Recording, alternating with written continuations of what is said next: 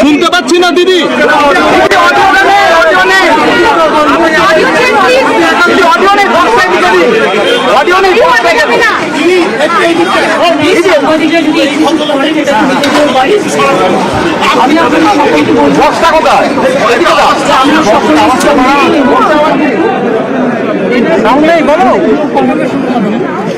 একটু একটু ঘুমের কাছে বলে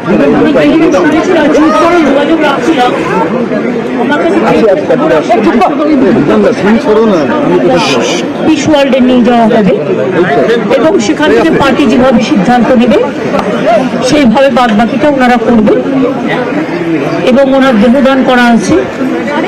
আমরা সরকারিভাবে আজকে রাজ্য সরকার ছুটি ঘোষণা করে দিয়েছি, আজকে ফুল ডে ছুটি থাকবে এবং আগামী যে 12:30টার সময় ওনার বডি পিস ওয়ার্ল্ডে নিয়ে যাওয়া হবে এবং সেখান থেকে পার্টি যেভাবে সিদ্ধান্ত নেবে সেইভাবে বাদ করবে এবং ওনার দেহদান করা আছে।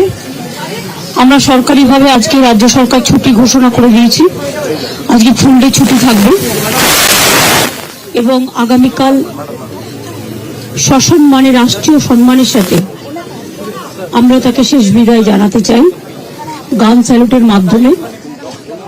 এবং আমি রবীন্দ্রকে এটাও বলেছি, আমি পার্টির সাথে কথা বলুন, পিস ওয়ার্ল্ডে না রেখে যদি আপনারা ভাবেন যে কারণে পিস ওয়ার্ল্ডে রাখা হচ্ছে, বডিটা ইমবার্ন করে রাখলে 72 আওয়ার্স ইন্ট্যাক্ট থাকে, সেক্ষেত্রে আপনারা রবীন্দ্র সদনেও রাখতে পারেন, নন্দনেও রাখতে পারেন, সেখানে অনেক মানুষ আছেন যারা দেখতে পারেন, কারণ শেষ দেখা তো সবাই দেখতে চায়।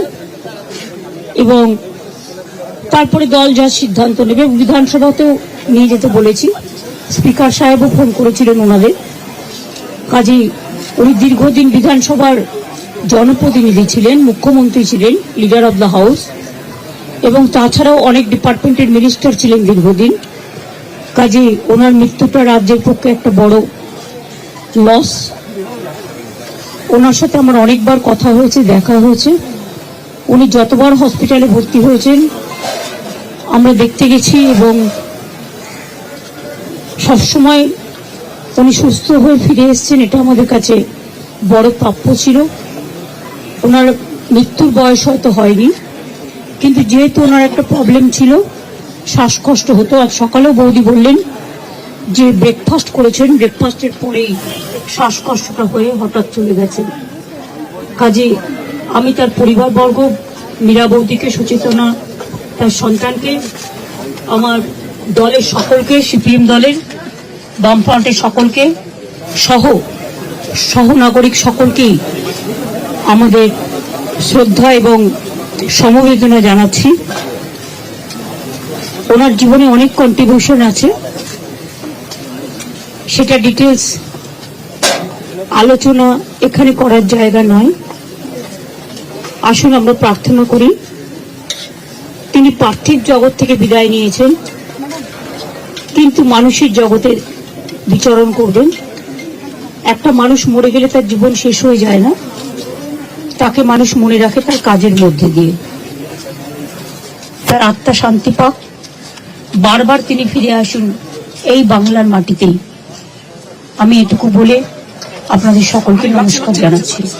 আজকে আমার ঝাড়গ্রাম যেতে হবে, যেহেতু আমার ঝাড়গ্রামে কালকে ওয়ার্ল্ড ট্রাইবাল ডে প্রোগ্রাম করা আছে, না গেলেও সেন্টিমেন্ট নেবে, না হলে অন্য প্রোগ্রাম হলে আমি ক্যান্সেল করতে পারতাম।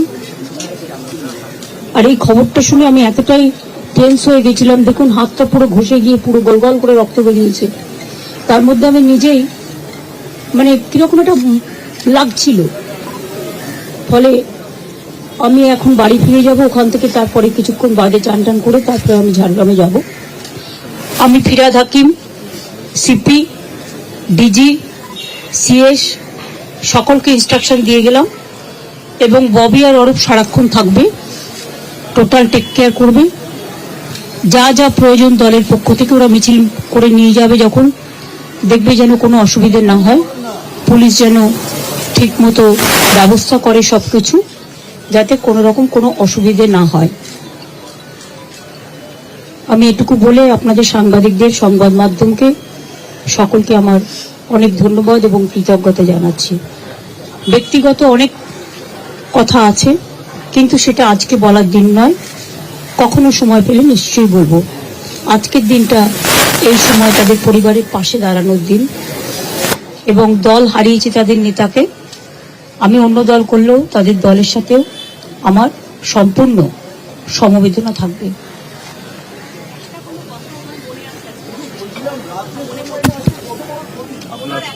না, আমি যখন আসতাম, যতদিন তিনি ভালো ছিলেন, তিনি অনেক গল্প করতেন, অনেক কথা বলতেন, সেগুলো ব্যক্তিগত লেভেলে।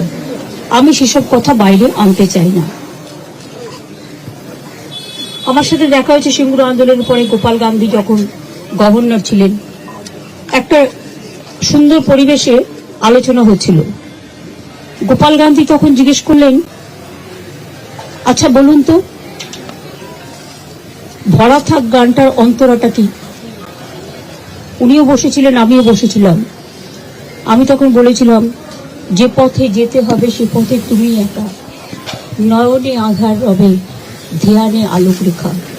এই ঘটনাগুলো আমার মনে পড়ে। 92-তে যেটা রাজনীতির ঊর্ধ্বে থেকে শান্তি রক্ষা করার জন্য, সেটা আমি সবসময় করেছি। এবং আপনাদের সকলকে বলবো, যেভাবে শান্তি রক্ষা করছেন আপনারা, সেইভাবে শ্রদ্ধার সাথে শ্রদ্ধা করবেন।